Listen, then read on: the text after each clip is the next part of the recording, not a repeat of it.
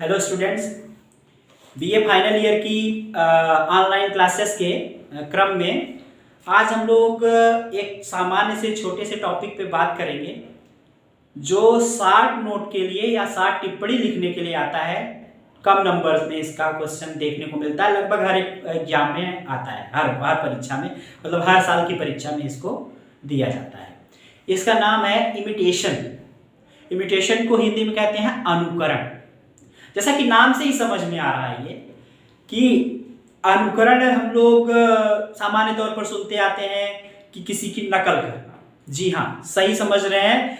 अनुकरण में क्या होता है कि जो छोटा होता है, बाल विकास में जो छोटा बच्चा होता है, वह अपने घर के, आस पड़ोस के या किसी अपने से श्रेष्ठ या जिसे वो सामान्य रूप से अपने से अच्छा मानता है, आदर्श मानता है, उसके व्यवहार को, उसके क्रियाकलापों को, उसके बोलने की स्टाइल को, चलने की स्टाइल को या अन्य चीजों को वह अनुकरण करता है, नकल करता है। इसका क्षेत्र सिर्फ घर की चार दीवारी तक या अपने सोसाइटी की चार दीवारी तक सीमित नहीं है। कोई बच्चा अनुकरण में अगर वह प्रिंट मीडिया, इलेक्ट्रॉनिक मीडिया से जुड़ा हुआ है तो टीवी में, व्हाट्सएप पर वीडियो देख के, फेसबुक पे वीडियो देख के, यूट्यूब पे वीडियो देख के या कोई फिल्म देख के, कोई बात देख के, अगर इस तरीके से चीजें करके भी वह अनुकरण कर सकता है, उसके अंदर इमिटेशन की क्वालिटी आ सकती है और उससे वह लर्निंग कर सकता है।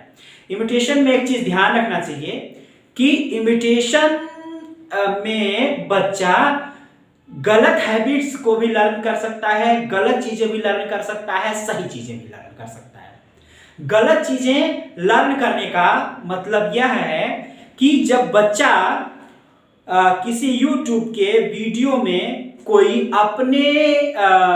अपने कल्चर के या सोसाइटी के एंटी जाके कोई चीज खोल के देखता है और अगर वो रोज देखता है तो वह उस तरीके की भाषा या उस तरीके की एक्टिविटी का उपयोग कर सकता है। जैसे सामान्य तौर पर देखा जाता है कि जिन बच्चों के पेरेंट्स शुरू में उन्हें मोबाइल पकड़ा देते हैं तो मोबाइल में बच्चा YouTube अगर खोलना सीख गया है तो अपने हिसाब से वह वीडियोस खोल के देखता है और अपने हिसाब से वीडियोस खोल के देखने पर वह वीडियो में आने वाली भाषा, क्योंकि बच्चा जो है शुरू से उसकी वोकैबुलरी बढ़ रही होती है, भाषा का विकास हो रहा होता है, तो शुरू में होता क्या है कि बच्चा वह YouTube की भाषा, उसकी टोन और उसके तरीके को सीख सकता है। तो वह एक तरीके से उनकी भाषा को सीखा और उनकी स्टाइल को, हाथ पैर चलने की स्टाइल, बात करने की स्टाइल, इन सब का अनुकरण करके और उसी तरीके से नकल करके अपने आप को प्रदर्शित कर सकता है। यहाँ पर ध्यान यह देने वाली बात है कि इमिटेशन गलत भी हो सकता है, सही भी हो सकता है। मतलब जो अनुकरण किया जा रहा है वह एंटी सोशल भी हो सकता है या सोशल भी हो सकता है या अपनी संस्कृति के अनुसार भी हो सकता है और नहीं भी हो सकता है।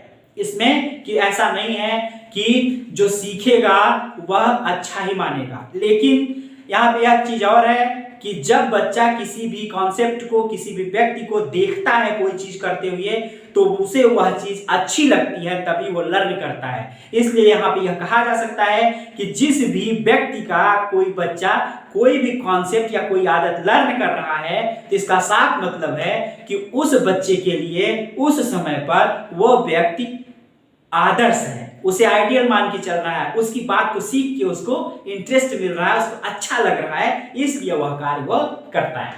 इसमें एक शब्द की टर्म और हम अगर जोड़ें तो जो इमिटेशन है वह ऐसे समझें तो होगा कॉपिंग ऑफ बिहेवियर, व्यवहार कॉपी करना। कॉपी करना मतलब नकल करना, उसको कॉपी, जैसे कॉपी हम लोग कहते हैं कि एक कॉन्सेप्ट है या एक टेक्स्ट है, उसको हम कॉपी करते हैं तो समान ही दूसरी जगह के लिए अगर हम उसको पेस्ट करें तो जाता है।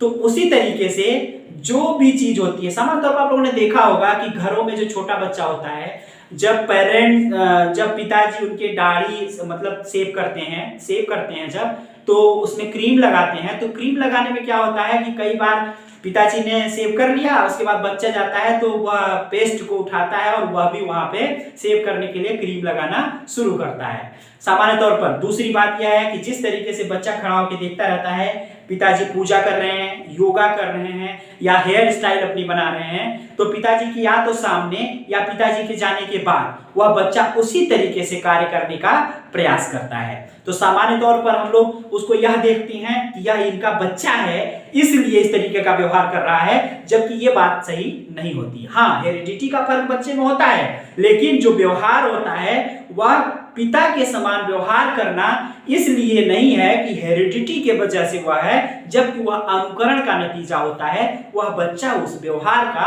अनुकरण कर रहा होता है। आगे मान लीजिए बच्चा कोई व्यवहार सीखा है और उसे वह रोज अगर उस अनुकरण को कर रहा है तो उसका धीरे धीरे हैबिट बन जाएगी, आदत। यही है शुरू से आदत का निर्माण। आदत का निर्माण बच्चों में कैसे होता है?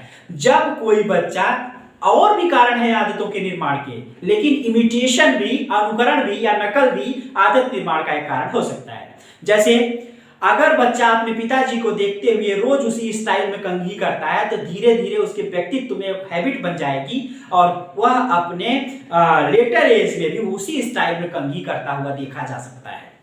फिर इसी प्रकार से यह तो सामान्य आदत है, इसमें जरूरत भी नहीं है कि आप इसको छुड़वाइए या गंदी आदत है। अपना हेयर स्टाइल करने की एक अपनी आदत संभव है, हो सकती है। लेकिन मान लीजिए कोई बच्चा ऐसी कोई चीज सीख जाता है, जैसे किसी बच्चा के पिताजी गालियां निकालते हैं। अब गालियां निकालते हैं, बच्चा सुन रहा है तो वह भी अनुकरण करेगा। क्या करेगा? गाली निकालना, उस ढंग से व्यवहार करना वह भी सीख जाएगा और इस तरीके से वह व्यवहार कर सकता है। चूंकि यह गंदा व्यवहार है इसलिए कोई भी पेरेंट्स नहीं चाहेंगे कि मेरा बच्चा इसको सीखे। तो स्किनर ने, मैंने इसके पहले भी वीडियो में दो चीजें आपको बताई थी, रिइंफोर्समेंट और पनिशमेंट। रिइंफोर्समेंट क्या होता है? जो प्रतिक्रिया की दर को बढ़ा दे, और पनिशमेंट क्या होता है? जो प्रतिक्रिया की दर को घटा दे। इसके लिए भी वीडियो आपका मैंने बना के डाला है, उसको आप देख सकते हैं।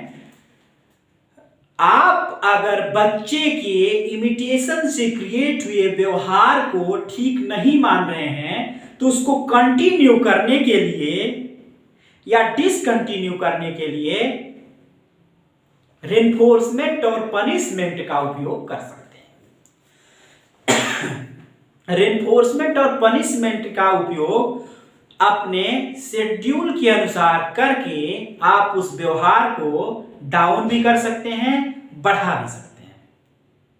अब रिइंफोर्समेंट में दो प्रकार हैं, पॉजिटिव और निगेटिव। पनिशमेंट में भी दो प्रकार हैं, पॉजिटिव और निगेटिव। कब कहां उसका प्रयोग करना है यह आपको समझना पड़ेगा। जैसे कोई भी व्यक्ति का, कोई बच्चे का व्यवहार आपको वहां पे गलत लग रहा है तो आपको उसको वहां पे पनिशमेंट देना पड़ सकता है, निगेटिव पनिशमेंट देना पड़ सकता है, या तो निगेटिव रिइंफोर्समेंट भी देना पड़ सकता है। तो इस तरीके से व्यवहार को कम करने के लिए यह कार्य किया जा सकता है। और अगर कोई बच्चा अच्छा सीख रहा है तो उसको इंक्रीज करने के लिए भी रिइंफोर्समेंट और पनिशमेंट का उपयोग अपनी स्थिति और परिस्थिति के अनुसार दे के किया जा सकता है। इसमें इमिटेशन में जो सिमिलर शब्द हैं उन टर्म्स को हम समझ लेते हैं ताकि जरूरत पड़ने पर उनको आप समझ भी सकें और उसका उपयोग भी कर सकें। जैसे कॉपिंग बिहेवियर मैंने बताया, इमिटेशन हो गया, हिंदी में नकल कहते हैं, अनुकरण कहते हैं, और यह एक सोशल लर्निंग का प्रकार है। सोशल लर्निंग क्या है? ऑब्जर्वेशनल लर्निंग और सोशल लर्निंग। सोशल लर्निंग होती है सोसाइटी में जो चीजें चल रही हैं वहां से आप लर्न करना, सामाजिक अधिगम, समाज से अधिगम करना, समाज में सब कुछ आता है। ऑब्जर्वेशनल लर्निंग क्या है? ऑब्जर्वेशनल लर्निंग होती है देखकर या अवलोकन करके सीखना। अनुकरण भी एक तरीके से ऑब्जर्वेशनल लर्निंग है। ऑब्जर्व करता है बच्चा, उसके बाद उस चीज को लर्न करता है, और यह दोनों ही सोशल लर्निंग के प्रकार हैं। तो यह कुछ टर्म्स हैं जिनकी भी समझ आपको रहेगी तो आपको उत्तर अपना लिखने में आसानी होगी। अब अगर इमिटेशन लर्निंग है तो मैंने आपको एक पीछे की वीडियो में बताया था कि कोई भी चीज लर्निंग तब होगी जब उसको टीच किया जाएगा, तो उसमें टीचिंग मेथड भी हो सकती है। तो इमिटेटिव टीचिंग मेथड भी होती है। अनुकरण विधि से पढ़ाना। अगर अनुकरण विधि से कोई सीख रहा है तो अनुकरण उसको करवा के पढ़ाया भी जा सकता है। तो पढ़ने पढ़ाने की प्रक्रिया चूंकि इंटरडिपेंडेंट है तो इसको मोल्ड करके आप टीचिंग साइड से भी लिख सकते हैं। तो यह इमिटेशन है। कंक्लूड कर लेते हैं इसको। इमिटेशन है कॉपिंग बिहेवियर, व्यवहार को, किसी भी आदर्श के व्यवहार को जिसे बच्चा समझ रहा है, बाल विकास में उसके व्यवहार को वह कॉपी करता है, वह नकल करता है, वह अनुकरण करता है और अनुकरण करने के बाद उसके उस तरीके से व्यवहार को वह करता है। जब हमें उस व्यवहार को इंक्रीज करना हो या डिक्रीज करना हो तो उसके लिए हमको स्किनर द्वारा दिए गए रेनफोर्समेंट मेथड, पुनर्बलन मेथड या दंड मेथड का उपयोग किया जा सकता है। यह सोशल लर्निंग का एक प्रकार है। ऑब्जर्वेशनल लर्निंग की तरह ही है। ऑब्जर्वेशनल लर्निंग के द्वारा ही इमिटेशन या अनुकरण संभव है और चूंकि लर्निंग मेथड है इमिटेशन की, अतः कोई भी लर्निंग मेथड बिना टीचिंग मेथड के एग्जिस्ट नहीं करती। अतः इमिटेटिव टीचिंग मेथड भी होता है। एक शिक्षक इमिटेटिव टीचिंग मेथड या अनुकरण विधि द्वारा, शिक्षण के द्वारा बच्चे को अनुकरण करना सिखा सकता है और वह अनुकरण करके अपने व्यक्तित्व को ठीक ढंग से विकसित कर सकता है। इसलिए पेरेंट्स का रोल यह होता है कि बच्चे को आदर्श जो अच्छी बातें हैं, अच्छी पुस्तकें हैं, अच्छे व्यक्तित्व हैं, उनकी चीजों को देखने के लिए दिया जाए ताकि वह एकदम एंटी सोशल होने की जगह सोशल व्यवहार उसका डेवलप हो सके, उसका सोशलाइजेशन अपने कंट्री, अपनी सोसाइटी के अनुसार हो सके, ताकि वह फ्यूचर में अपने देश और समाज के लिए एक अच्छे नागरिक रूप में कार्य कर सके। इमिटेशन एजुकेशन में इसीलिए पढ़ने और पढ़ाने की उसकी जरूरत पड़ती है। Thank you.